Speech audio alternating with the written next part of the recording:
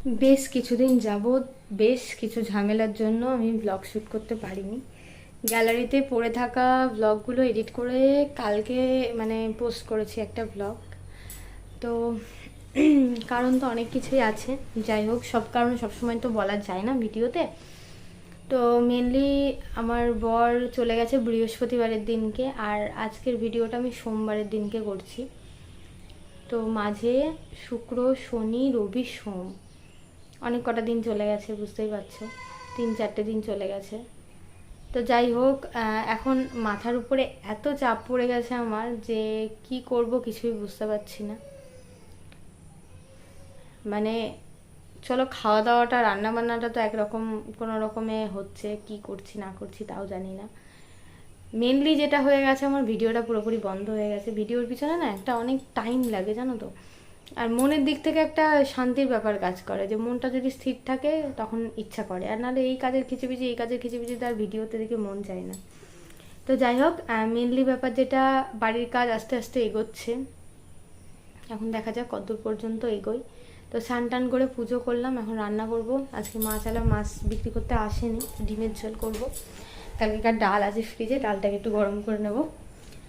তো চলো, কি বলবো, এতই টেনশনে আছি, মাথায় কাজ করছে না। তো সকালবেলায় মোটামুটি 10টার দিকে আমার শ্বশুরমশাই আর শাশুড়ি মা এসেছে। আমি জানতাম না, ওরা গেছিলো ননদের বাড়িতে। আমার নন্দায়ের একটু শরীরটা খারাপ, তার জন্য দেখতে গেছিলো। তো ওই বাড়িতেই আর কি দুদিন ছিল, থাকার পরে আজকে চলে যাবে, তাই দেখা করে গেল। দুপুরে ভাত কটা খেয়েই দেখো বেরিয়ে পড়েছে। আমি বললাম যে আজকের দিনটা থাকো, বললো না থাকলে আর হবে না। তো যাই হোক, আমি রিকোয়েস্ট করতে পারি, জোর করে তো আর আটকে রাখতে পারি না। তো দেখা করে গেল কতদূর বাড়ির কাজ কি হচ্ছে না হচ্ছে। তো এখন চলে যাচ্ছে। কি করছো আমার গোপাল ঠাকুর?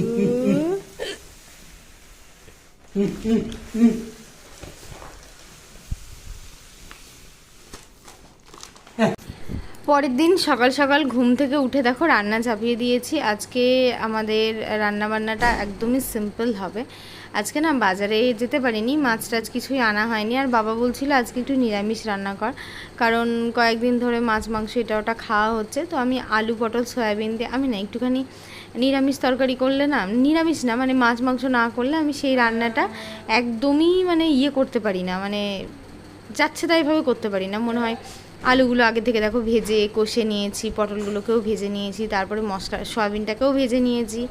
প্রত্যেকটা সবজি আলাদা আলাদা করে ভেজে ভালো করে কষিয়ে নিয়ে তারপরে রান্নাটা করতে ভালো লাগে আর কি। আর এদিকে দেখো দাদু এসেছে, ওই আমার মেয়ে বায়না করছে, দাদু এই পেঁচা বানিয়ে দাও, এই পুতুল বানিয়ে দাও, এই বানিয়ে দাও।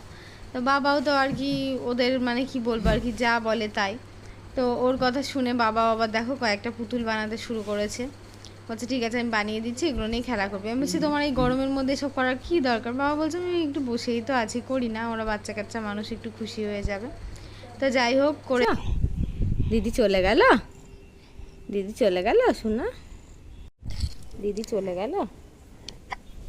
ডাকো দিদিকে, ডাকো ডাকো দিদিকে, ডাকো দিদি, আয় আয় আয় আয়। দিদিকে ডাকছে আয় আয় করে। দেখো আমার বাবা আমার বাড়িতে এলে, আমার বাড়িতে না কোনোখানে গেলে আমার বাবা বসে থাকতে পারে না।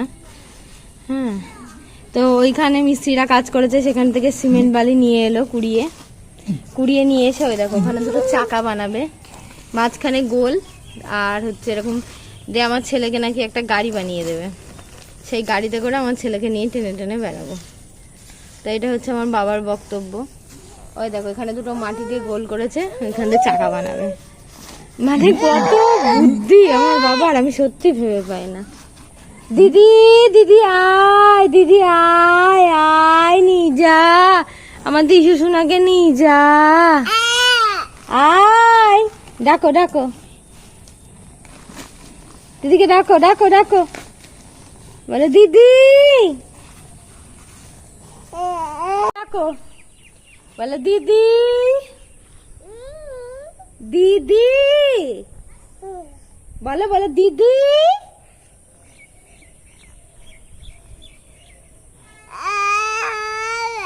আয় দিদি, আয় আয় আয় আয় দিদি, আয় আমাকে নিয়ে যা, আমার টিসু সোনা ডাকছে।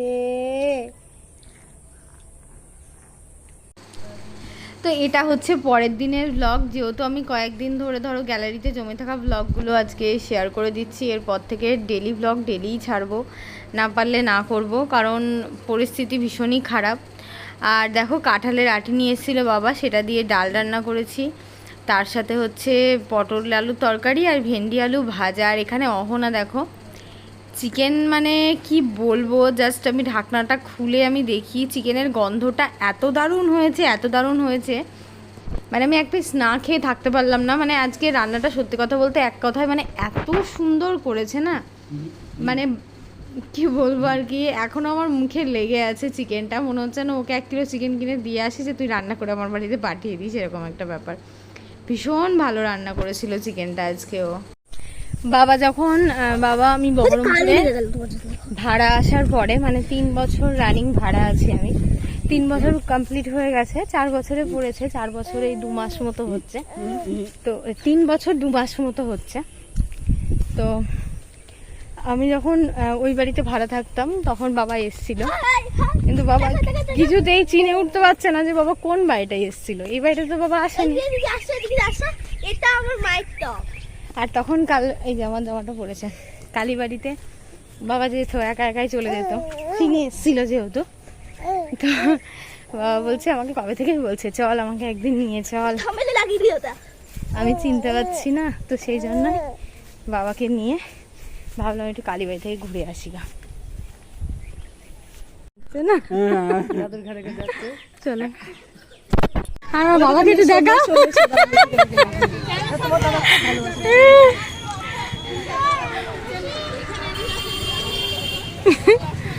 বাবাও ছোট হয়ে গিয়েছে, দোলে দোলে আমার সোনা দোলে।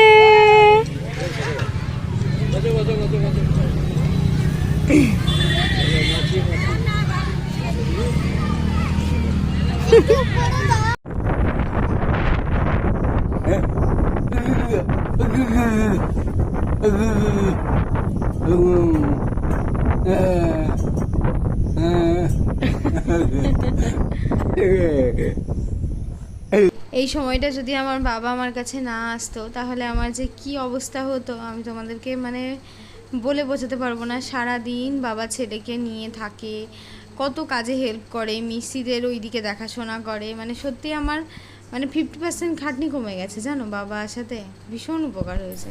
প্রচণ্ড পরিমাণে টেনশনে আছি, সারা দিন কখন খাচ্ছি, কখন কোথায় যাচ্ছি, কখন কি করছি, সত্যি কথা বলতে নিজেই জানি না।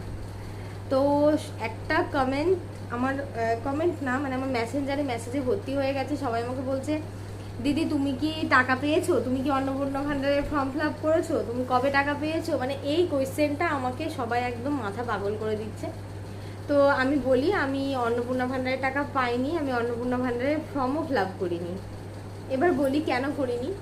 এক এক সময় এক একটা নিউজ আসছে, কোনো নিউজে দেখাচ্ছে এই চাকরি করার পর ওরা পাবে, কোনো নিউজে দেখাচ্ছে পাবে না, এই ওই তাই, তাতে আমার আবার অনেক গন্ডগোল ছিল। আমার কিছু ডকুমেন্টস আমার বাপের বাড়ির আছে, আমার মোটামুটি আমার ভোটার কার্ড আমার শ্বশুরবাড়ির, আর হচ্ছে আমার রেশন কার্ড আমার শ্বশুরবাড়ির হয়ে গেছে, মেন জিনিস দুটো শ্বশুরবাড়ির হয়ে গেছে, শুধু আধার কার্ডের বরের নামটা আর কি, বরের এখন মানে বরের নামটা আর কি চেঞ্জ করা হয়নি, ওটাও খুব শীঘ্রই করে নেবো। তো আমি ভেবেছিলাম করবো, তো তারপরে আবার দেখলাম কদিন খুব নিউজ বেরোলো যে মানে ফ্যামিলি আমাদের বাড়িতে আমার শ্বশুর হচ্ছে হেড, আর ওরা 2 জন আমরা 3 জন, ওরা 3 জন, মানে 6 জন আর 2 জনের 8 জনের রেশন কার্ড এক জায়গাতে আছে।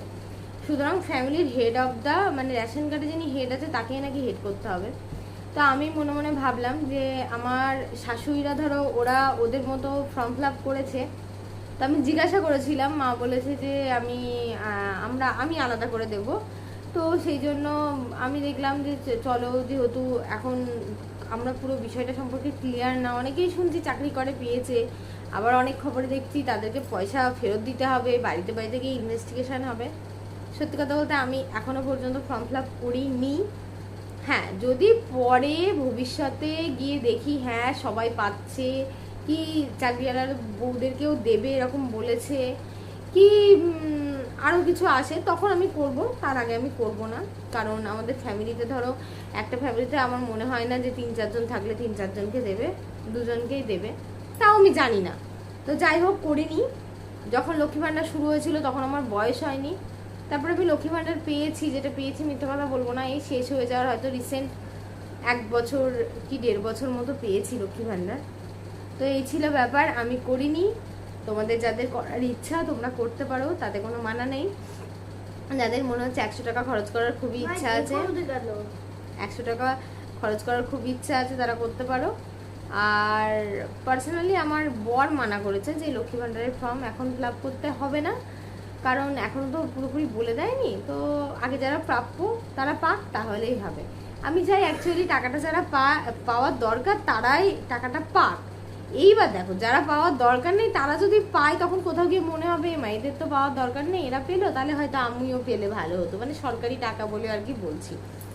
একমাত্র যারা পাওয়ার মতো, যারা পাওয়ার যোগ্য, তারা যেন অবশ্যই টাকাটা পাক। অনেকজন আছে আমাদের গ্রামে যারা পাওয়ার যোগ্য পেয়েছে, মানে শুনে খুব ভালো লাগছে। সত্যি টাকাটা তাদের দরকার অ্যাকচুয়ালি। হ্যাঁ দেখো, আমরা যদি টাকাটা নাও পাই আমাদের এমন কিছু যাবে আসবে না, কিন্তু এমন কিছু পরিবার আছে যারা ওই টাকাটা পেলে অনেক কিছু করতে পারবে।